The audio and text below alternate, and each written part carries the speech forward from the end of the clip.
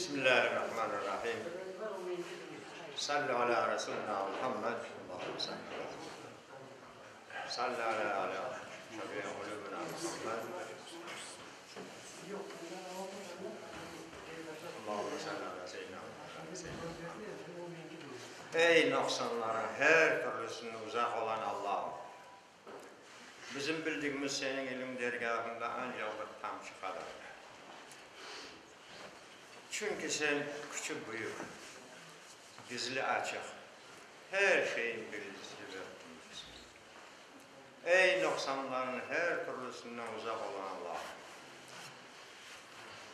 Sen bizi anlamak için, ifade etmek için, kabiliyetine vermeseydin, biz hiçbir şeyi anlamaz ve ifade edemez, anlatamaz edik. Doğruyu anlamak için kafa, gerçeği anlamak için kulak,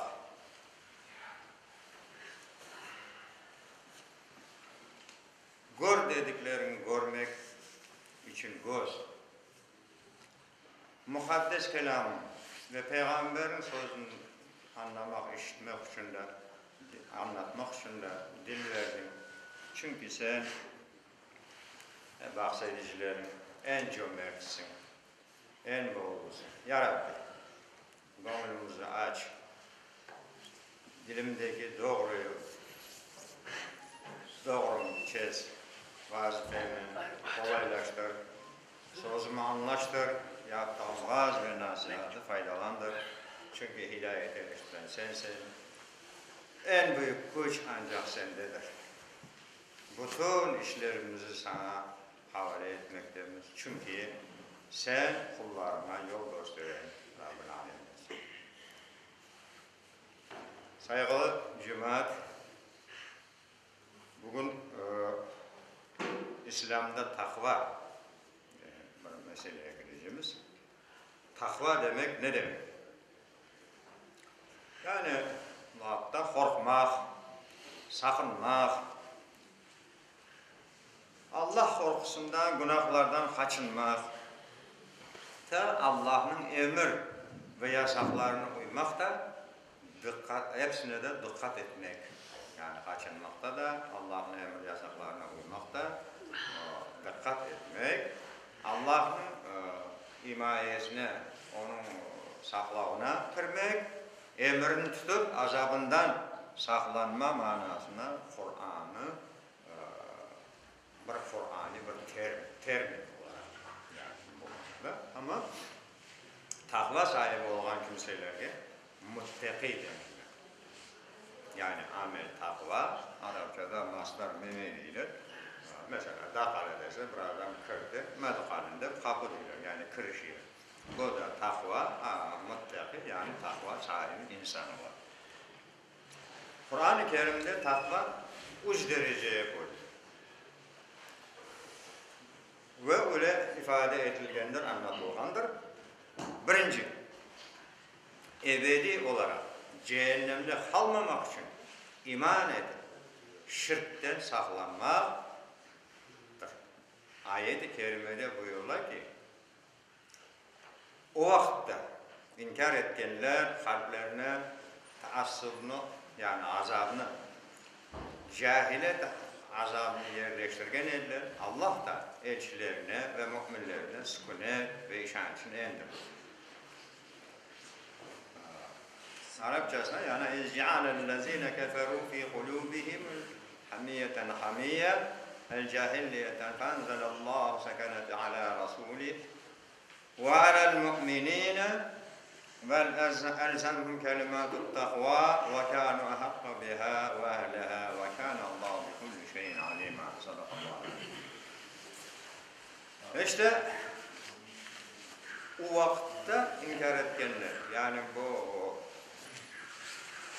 Feth suresinde Allah-u Teala anlatır ki o inkar etkenler kalplerinde azap saklayıp cahilet azabını yerleştirgen eller Allah da elçilerine ve müminlere sükunet ve işaretini endirdi. Yani peygamberden olanlar olarak, çünkü Allah'tan korkanlar var ama kafirler Allah'a itaat etmedikleri için yani Allah-u Teala Peygamberimiz ve etrafındakilerine onların takva sözünün tutularını temin etti. Zaten onlar buna layık ve layıklı kimseler etti. Allah her şeyin bilir. Ayette geçen takva sözü şehadet kelimesidir. Takva kelimesine bağlı olur. O sırada cereyan etken vazifeyi yarattıran böyle ki Hudeybiye cenginde Mekkelilerden Müslümanlar arasında antlaşır. Yazılacak sırada Hazreti Peygamber Hazreti Ali'ye yaz dedi. Bu Allah elçisi Mekke halkının yapkan anlaşmasıdır deyip yaz dedi. Lakin müşrikler biz Allah elçisi olan seni tanımayın. Yaz Abdullah, İbn Abdullah yani Peygamberimiz babası sallallahu aleyhi ve sellem babasının adı Abdullah idi. Yazdırdılar. Bu Abdullah Muhammed ile Mekke halkı arasındaki anlaşıldır deyip yazdırdılar. Hazreti Peygamber de öyle yazdırdı, yazmış. Kureyşlerin bu hareketi müminlere çok ağır batkın. Etrafındaki müminler yavrular La ilahe illallah Muhammed Resulullah deyip geldiler. Bunlar da böyle değil. Ama ayette ifade edilgen takva sözü onların yatıştırıp sakinleştirir. Yani demin burada onlar böyle bir azapta oldukları vakitte Allah-u Teala'ya sakinet verdi. Ve ikinci bu ne? Yani öyle bir azap geldi o vakitte, bir ne geldi o vakitte sakınıp biraz aman azabını çıkarıp göstermek de etrafında basılmak kimer vakitte kendi azabını basmak. Cihadın en büyüğü de azabı çıktığı vakitte bir adam azaplandığı vakitte kendini tutabilmek diyen bir ibarede vardır. فَاَخَزَتْهُمْ رَجْفَةُ فَاسْبِهُوا ف۪ي دَارِهِمْ جَاسِمِينَ Sadakallah. Büyük günahların çetlenmek, kaçınmak, küçük günahları tekrar yapmamaktan kaçınmak ve farzlarını eda etmek. Bu hususta Allah-u Teala Kur'an-ı Kerim'de böyle diyor ki فَاَخَزَتْهُمْ رَجْفَةَ فَاسْبِهُوا ف۪ي دَارِهِمْ جَاسِمِينَ derken o şiddetli teprenip onlarını yakalay koydu da yurtlarında diz üstüne tonup kaldılar. Bakın o peygamberin iberideki ülkeler, başka peygamber bundan o günde misal getirir ki peygamber iberilgen ülkelerdeki halkın insanlar takva üzerinde hareket edip Allah'ın azabından saklansalar idi. Elbette onların üzerinde gökten ve yerden ne kadar bereketler ener edi, yağar edi. Bolluk kapıları açılır edi. Dedik diye Allah-u Teala. Ancak inkar ettiler ve dizlerin üstüne oturup kaldılar. Ve yani veren nelere şükür etmek, vergen nimetlerine, vergen sağlığına, vergen bu şeyleri hepsine şükür etmek. Ya şükür etmek, Allah'a şükür deyip bundan kalacak mı? Yoksa o sağlık, verilgen sağlık ve verilgen bolluk aşağıda etmeye ve olan Mercedes'e, başkası, arabası bunlara şükür etmek, şükür mü? Yoksa ondan bir güzel hayır işler yapmak. Yani bu şükür, dilden de şükür etmek de, amelden de şükür etmek. Üçüncüsü de bütün menliğinle Allah'a dönmek. Ve insanı Allah'tan uzaklaştıracak her şeyden uzak kalmak. İşte takva budur. Allah Celle Celaluhu Kur'an-ı Kerim'de inanan müminlerden bu takvaya sahip olmalarını istemekte de ayette ya eyyühellezine amenüttekullah hakka tukatihi ve la tamuttunne illa ve entum muslimun. Ey iman etkenler! Allah'tan ona yaraşkan şekilde korkun ve ancak Müslüman olarak can verin. Bu ayette başka bir manalar da var. Yani İslam'dan başka din araştırılmaz. İslam'dan başka din araştırılmaz. Burada Allah-u Teala da buyuruyor ki ve la tamutunna illa ve entum muslimun, yani ölmeyin ama ancak Müslüman olarak ölün. Yani başka dinde ölen son mesela biraz ağır. Yani İslam olarak ölmek son nefesinde nasıl olsa da İslam olarak ölmek buyuruyor.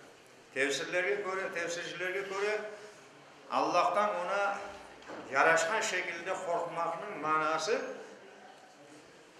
Müslümanın bütün varlığını Allah'ın emirlerini yerine getirmeye ve yasaklarından kaçınmaya hareket ediyor.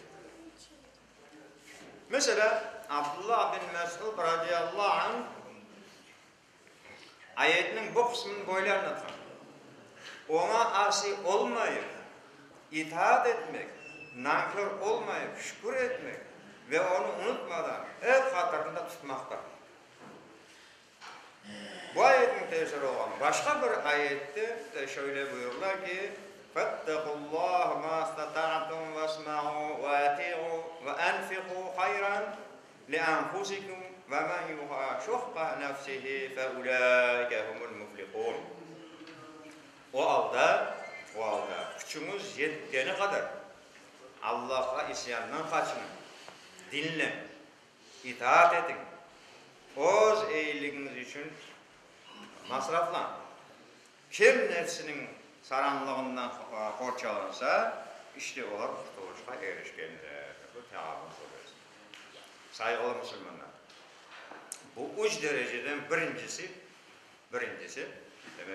demek iman edip insanlar arasında kusurlarla bağlı olan takva, üçüncüsü ise insan özünün Allah'la Celle Celaluhu arasındaki doğru bağlı.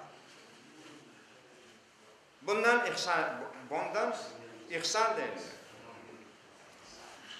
Hakikat Peygamberimiz sallallahu aleyhi ve sellem bu yani doğru bağlılık Allah'a doğru bağlılık bu ihsan deyip ayıtlar.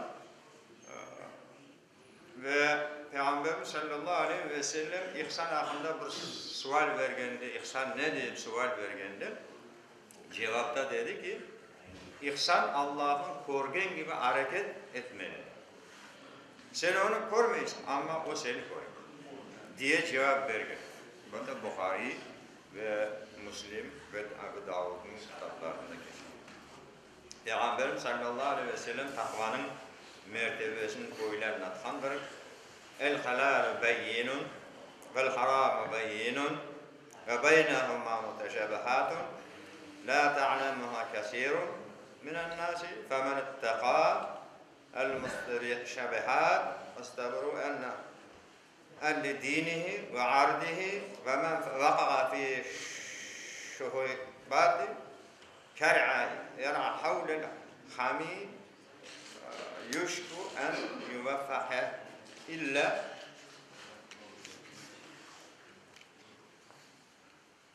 ولكل ملك حي ve ila ahire.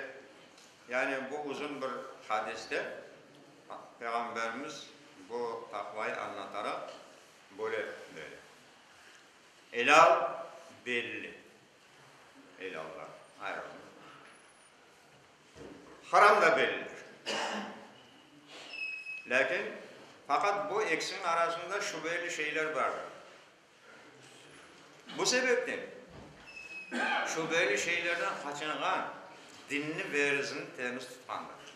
Eğer kimde haram belli, helal belli ama arada belli olmayan şeylerden kaçınan adam dinini ve ırzını saklayan insanlardır.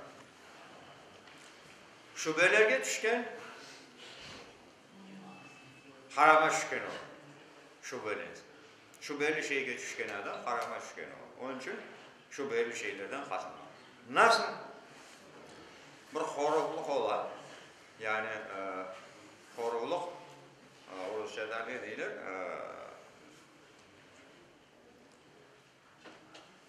Zapovet Rusça'da. Xoruqluq, yani öyle bir teritoriyayı bir yeri kapatıyla. Onda girme olmay, avcılık yapma olmay, başka şey yapma olmay. Onun gibi bu ayet hadiste anlatılan yerinde yani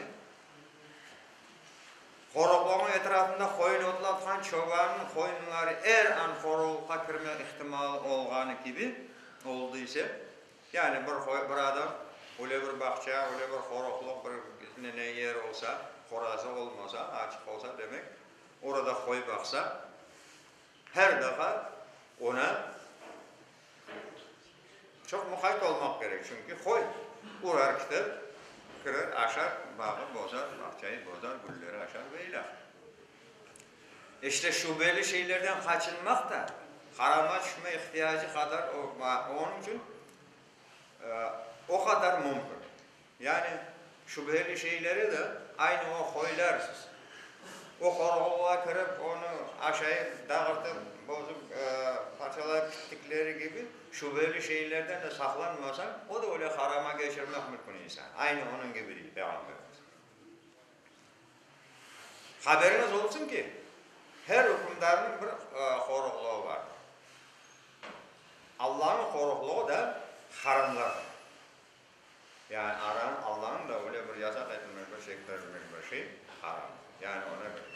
Ve onu bilin ki değil ki Peygamber o hadisin ileride. Her bir insan çobandır. Her bir padişah milletine çobandır. İnsan da ailesine çobandır. Yani herkesin de bir vazifesi var.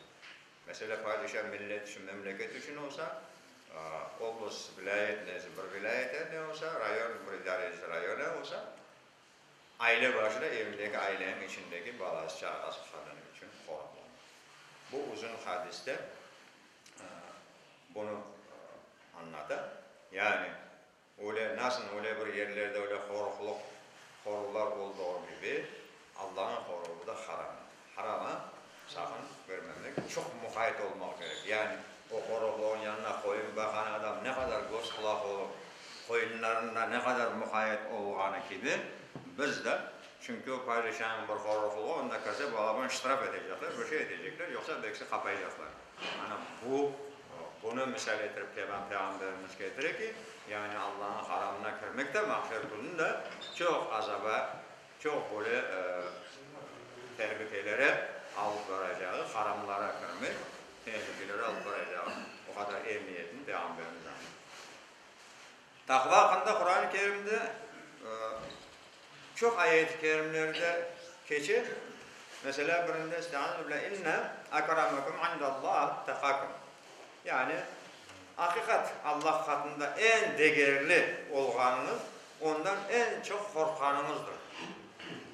Hucurat suresinde ve gene bir ayette la yenalullahu luhumaha ve la dima'uha lakin yenalut takva minkum kezalike sakkaraha lekum litakuna Allah ala ma hadakum ve beşiril muhsinin. Yani o kurban ayetlerini anlatır ki o kurban ayetlerini siz soygansan onun ne kanları ve ne etleri Allah'a yetmez. Fakat o sadece sizin takvanızdır. Yani o kurbanı ne için yaparsınız? Allah'a yakınlık yapmak için kurban çağırırsınız. Yani onun kanı ya eti Allah'a gerekiyor. Allah ona muhtaç değil. Allah sizin takvanızın isteği. Bu ayet anlatır. Allah'ın büyük Tanrınız diye sizin hidayete eriştirgen için Allah sizin büyük Tanrınız diye ve bu hayvanlar böylece sizin faydanızda veriyor. Onun için bunları ve güzel davranmanız müjdeli. Bu ayet umumen bütün ibadetlerde yakşı niyet ve ihlasla gerekliliğini ortaya çıkarmak. Yalnız bir kurban yalnız değil de namaz kılgan vakitte de, oruç tutan vakitte de her ne tür ibadet yapan vakitte Allah'ın rızasını Allah'tan korkup Allah'a yakınlık niyetinden ve o hakiki yakınlık yapmak olduğunu anlatar. Ve Allah'ın rızasına eriştirecek temeli kalplerimizin takvası, yani ibadetlerin göstergen uzak olarak, o ibadetlerin gösterişten uzak olarak, yani bir tanesine baksa bu namaz kıla olur, da gösteriş değil de Allah'a yakınlık için yapmak, yalnız Allah rızası için yapmak gayrettir. Bunun gibi Hz. Peygamberimiz bir hadis-i şerifte alimlerin, amellerin kıymeti ancak niyetlerine göredir. Herkesin niyeti neyse eline geçirecek odur. El amalu bi niyetin. Yani siz ne niyet ettiğiniz niyete göre. Ve bir başka hadisi de müminin niyeti yapan amelinden daha güzeldir. Çünkü niyet polis halinde niyet olmaz. Ve sari'u ila ma'firete min rabbikum ve cennet arduha semavati vel ardu uaddet lil muttaqin. Rabbimizin bakışına ve takva sahipleri için hazırlanan genişliği kökler yerler kadar olan cennetke çapışın, aşk. Sari'u demek yani çapmak, çapın. Allah'ın bu hazırlanan sizge nimetlerine çapın der. Ali İmran'da suresinde 133. ayetinde Allah-u Teala bizge bunu anlatır. Saygılı cemaat, muttakiler yani takva sahipleri birçok ayetlerde mevcuttur. Kur'an-ı Kerim başındaki ayetlerden muttakiler içindir. Herkimiz bilgemiz. Elif, lam, mim deb okuyumuz. Elif, lam, mim. Zalikel kitabu la raybe fih. Huden lil muttaqin ellezine yu'minuna bil gaybi ve yuqimuna salata ve mimma razaqnahum yunfiqun. Vellezine yu'minuna bima unzile ileyke ve ma unzile min qablik ve bil ahiretum yuqinun. Ulaike ala huden min rabbihim ve ulaike humul muflihun. Yani manası elif, lam, mim. Bu harflerin manası Allah-u Teala'nın Peygamberin arasında bir gizli sırdır.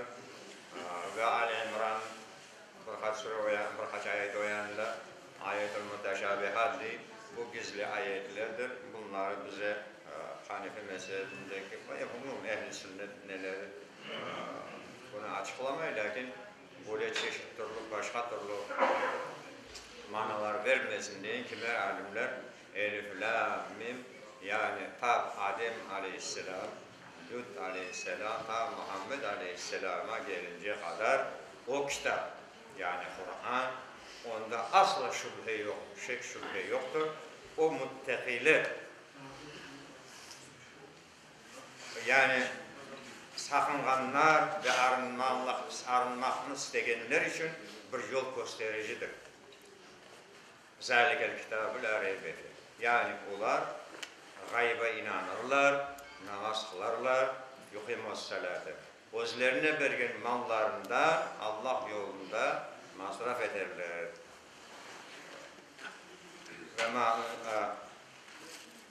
Kene onlar sana endirilgen ve senden evvel endirgenlerine iman ederler. Ahiret gününe de kesen kes inanır.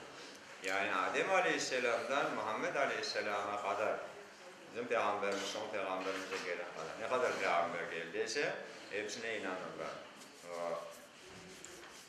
Ve bakın ki Forgen gibi bu ayet, bu 5 ayet Bakara suresinin başındaki 5 ayette bir büyük geniş şeyler vardır cemaat. Yani Forgen gibi inanırlar. Peygamberimizin vaktinde Peygamberimizin yanındaydılar. Ama biz Peygamberimizi korgen gibi ona inandık. Ve haramdan ve Allah Teala yasaklanan şeylerden saklanıp yuqimune salâdı ve mimma razaqnâhum yunfikûn ve namazlarını dolduran vaktinde kılarlar ve Allah Teala vergen nimetlerden ondan nafaka yani karilerge olgan takvalarga böyle yetişmegen adamlara yardımda bulunurlar. Ana demin o günde ayıttığım şükür, yani bu ayette o şükür neden olacak? Maşinası olsa bir gelse apayım şimdi bugün bana sağlık varmak gerek dese bir yolunu tapıp maşinasının şükürünü onunla yapacak. Veya bir aç olsa, aşı çok olsa orada da bütün büyük neşelikler çağırıp iftar ettirince birkaç adamlara verse ana onun şükürünü yapar. Ama öyle yapsa o gösteriş olur. İşte onlar Rabbilerinden gelen hidayet üzerindedirler. Hidayet yani doğru yol ve kurtuluşa erişkenler. Bu yerde muflihun ezanında hayya alel felah değil ki. Felah sözü yani kurtuluş. Muflihun demin nokta söylediğim maslar Mehmet dedi gibi yani onlar kurtuluşa erişken insanlardır. Yani bu adamlar böyle gizliden görmeyip görgen gibi inanır. Ondan o günde ayettik ki İhsan ne dedi? Peygamberimiz İhsan dedi ki sen görmesen de Allah seni görür. Sanki görgen gibi davranma. Yani bütün amellerde doğruluk. Böyle gösteriş değil de hakiki güzel niyetle yapılmaz. Ve bir ayette de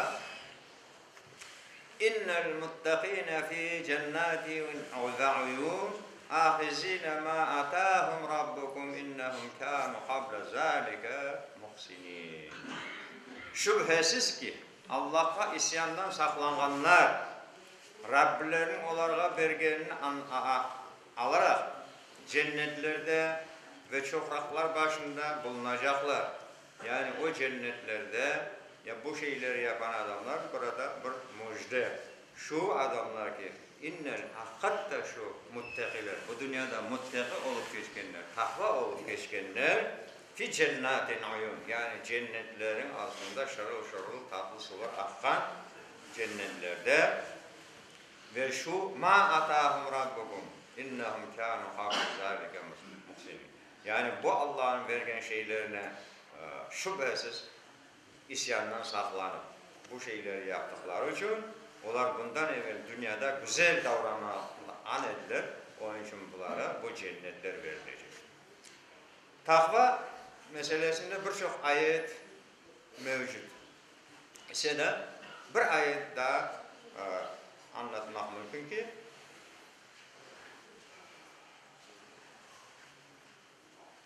bu da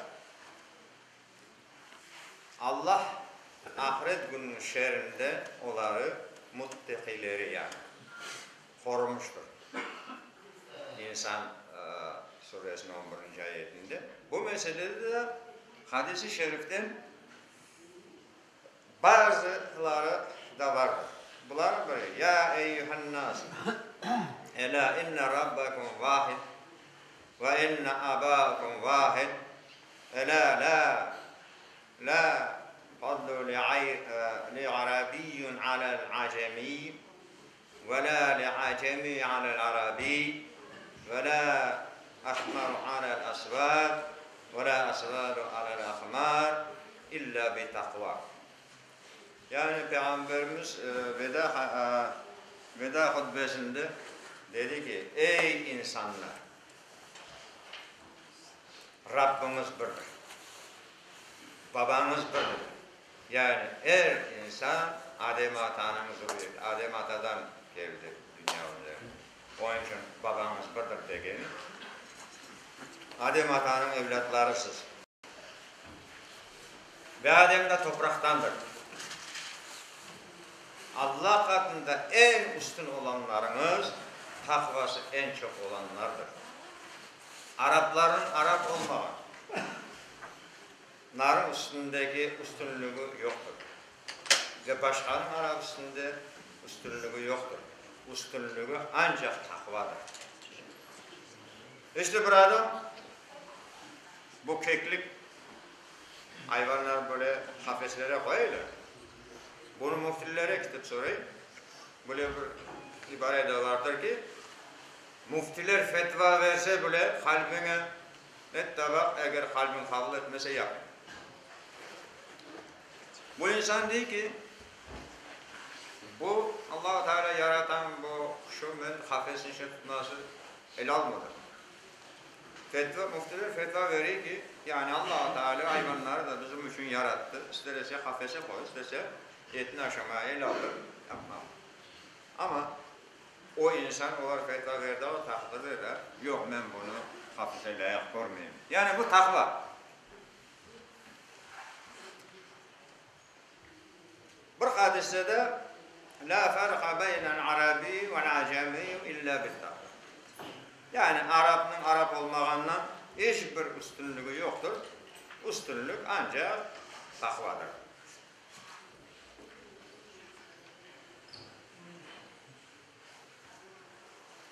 Ve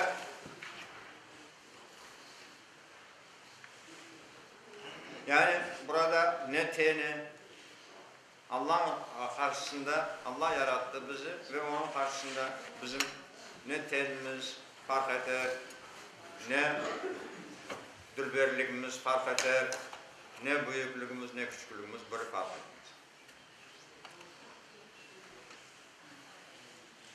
Ve hadiste gene buyuruyor ki Allah'a karşı takva sahibi olmayı tavsiye ederim diye Ebu Davud Sünen kitabında geçer. Bir hadiste de insanın cennete girmesinin en çok sebep olan şey onun Allah'a karşı olduğu takvasıdır. Ahmet bin Hanbel'de geçer. İşte saygılı cemaat, takva o yüce Allah'ın inanan kulları için buyurduğu bir topluma ve yardımlaşma noktası. Takva müminin kemalına erme sebebidir. Yani ulaike humul muflihun onu okuduk ki enfiku mimma razaknakum 5'indeki o Bakara suresinin başında yani Allah Teala veren nimetleri bölüp muhtaçlarla beraber bölüşmek ve bir toplumda aç fareleri arasının yardımlaşma bir noktası. Takva müminin en mükemmel yukarı dereceye inmesi ve onun sebebidir. İşte saygılı cemaat, yani takvası olmayan insan kamil iman sahibi olamaz. Peygamberimizin de bir hadis-i şerifinden bu neyi bildirmek isteyeyim ki bugünkü konuşmayı Peygamberimiz böyle dedi. Ya Allah, senden hidayet, takva, iffet ve gönül zenginlik isterim dedi. Müslim Riyad-ı Salih'inde geçiren. Yani Peygamberimiz böyle dua ederdi. Allah da bizim bütün ümmet Muhammed'in bu hususan bizim millete hidayet, takva, iffet ve gönül zenginliği versin. Allah üzerimizde olan padişahlara gönüllerine yumuşaklık versin. Aramıza fitne sokan fitnecilerin eline fırsatlarını alsın. Şimdi bugün milletler arasında gönülleri yumuşaklık edip birbirlerini anlayan insanlardan eylesin. Ve bu kalabalıkları Allah tinçlikle, hayırla tamam etsin. Ve milletimize amanlık, birlik ve vatanımıza sahip olup yaşamaya nasip eylesin. Cümlemizi imandan ayırmasın. Hepimizin takva sahipleri bu Müslümanlardan etmeye nasip eylesin. Subhane Rabbike Rabbil İzzeti amma yasifun ve selamun alel murselin velhamdülillahi Rabbil alemin. Lillahi Teala Fatiha. Allahümme salli. İyyâke na'budu.